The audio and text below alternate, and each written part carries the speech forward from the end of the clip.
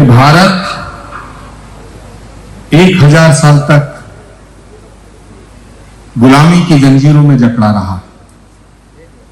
और ये बात आज मैं इस मौके पर इसलिए कहना चाहता हूं क्योंकि यहां देश की वो महान विभूतियां उपस्थित हैं, पूज्य संत उपस्थित हैं, और एक संत की उपस्थिति ये एहसास कराती है कि यहां तपस्या की प्रतिमूर्तियां किस शिद्दत से, किस श्रद्धा से उपस्थित हैं। इसलिए ये बात कहना बड़ा जरूरी है कि भारत 1000 साल तक गुलामी की जंजीरों में जकड़ा रहा। 800 साल मुगलों की गुलामी, 200 साल अंग्रेजों की गुलामी। लेकिन मुझे अफसोस के साथ आज कहना पड़ रहा है कि भारत की एकता अखंडता को तोड़ने के लिए, भारत की संस्कृति सभ्यता को मिटाने के लिए और सनातन को मिटाने के लिए निरंतर 1000 साल तक विदेशी हुक्मरानों ने कोशिश की। लेकिन 1000 साल तक जिस संस्कृति को, जिस सभ्यता को, जिस सनातन को 1000 साल तक विदेशी हुक्मरानों ने उतना नुकसान नहीं पहुंचाया जितना नुकसान भारत की आजादी के बाद इस छद्म राजनीति ने पहुंचाया। अभी मैं जब आया अयोध्या की पावन धरा पे, जैसे ही मैं आया तो मुझसे एक पत्रकार ने सवाल किया, और वो सवाल एक इतना अटपटा है लेकिन वो आप सबके जहन में चल रहा है, और वो सवाल सबके मन मस्तिष्क में चल रहा है, वो सवाल भारत के कोने कोने में चल रहा है। उस पत्रकार ने मुझसे कहा कि अयोध्या चुनाव हार गई, शब्द ये थे, आपको कैसा लग रहा है? मैंने उससे कहा, मैं उसको राजनीतिक जवाब भी दे सकता था, लेकिन मेरे प्यारे बहनों और भाइयों, महाराज श्री के परम शिष्य और शिष्याओं, मैंने उसको कोई राजनीतिक जवाब ना देते हुए कहा कि अयोध्या न कभी हारी है, न कभी हार सकती है। अयोध्या सनातन का केंद्र बिंदु है।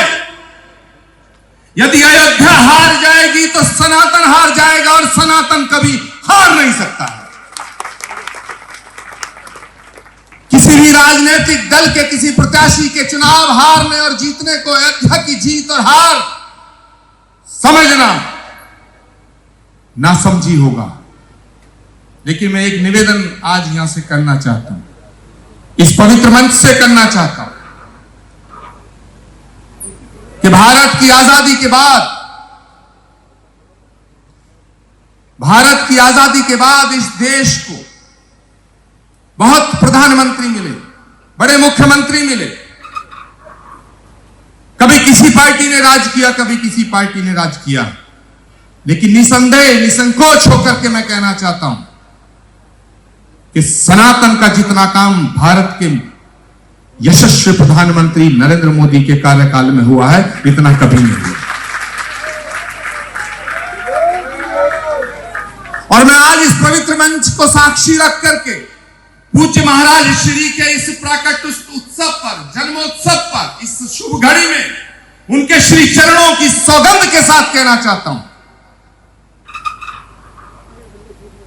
तमाम वर्षों के संघर्ष के बाद, सैकड़ों सालों के संघर्ष के बाद, हजारों बलिदानों के बाद यह शुभ घड़ी ना आती अगर इस देश का प्रधानमंत्री नरेंद्र मोदी ना होता।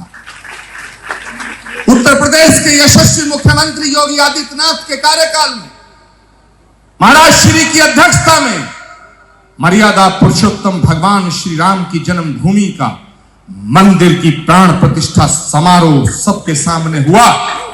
यह हमारा सौभाग्य है।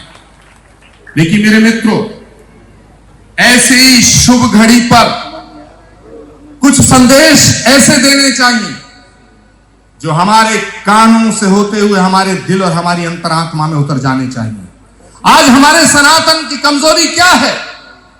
सनातन की कमजोरी सिर्फ यह है, और मैं इस मंच से बड़ी साफ दिल से कहना चाहता हूं, आपको चिंतन करना पड़ेगा। मैं आया, मेरा स्वागत हुआ, मैं आया, लोगों से मिला, मैंने महाराज श्री के श्री चरणों में प्रणाम किया, उनका आशीर्वाद लिया। इससे सनातन मजबूत नहीं होगा। ये सनातन को मजबूत करने का एक भाग है, एक पार्ट है, लेकिन सनातन को कमजोर कौन कर रहा है? सनातन को कमजोर कर रहा है हमारे बीच में जो जाति के नाम पे दीवारें खड़ी हो रही हैं, ये सनातन को कमजोर कर रहा है। कोई अगड़ा बन गया, कोई पिछड़ा बन गया, कोई ऊंचा बन गया, कोई नीचा बन गया, कोई जाट बन गया, कोई ठाकुर बन गया, कोई ब्राह्मण बन गया, कोई वैश्य बन गया, कोई क्षत्रिय बन गया। मेरे मित्रों, कोई उत्तर का बन गया, कोई दक्षिण का बन गया, कोई पूरब का बन गया, कोई पश्चिम का बन गया। ये दीवारें यहीं रोकनी होंगी, वरना तुम्हें अगड़ा नजर आएगा, पिछड़ा नजर आएगा, ब्राह्मण नजर आएगा, ठाकुर नजर आएगा, वैश्य नजर आएगा, लेकिन चिराग जला के ढूंढने से भी सनातनी नजर नहीं आएगा। ये बात कड़वी है, लेकिन हमें आत्मसात करनी पड़ेगी। मुझसे पहले वक्ता ने, हमारे सम्मानित वक्ताओं ने जो बातें कही है, मैं उनका समर्थन करते हुए विशेष रूप से हमारे पूज्य संत वृंद ने जो कहा कि महाराज श्री के इस जन्म उत्सव के उपलक्ष्य में 2-2 वृक्ष लगाएं, मैं इसका तहे दिल से समर्थन करता हूं। मैं पूज्य महाराज श्री के लिए भगवान से प्रार्थना करता हूं। गोस्वामी तुलसीदास जी ने लिखा है कि कलियुग केवल नाम आधारा, सुमर सुमर नर तुरहि पारा।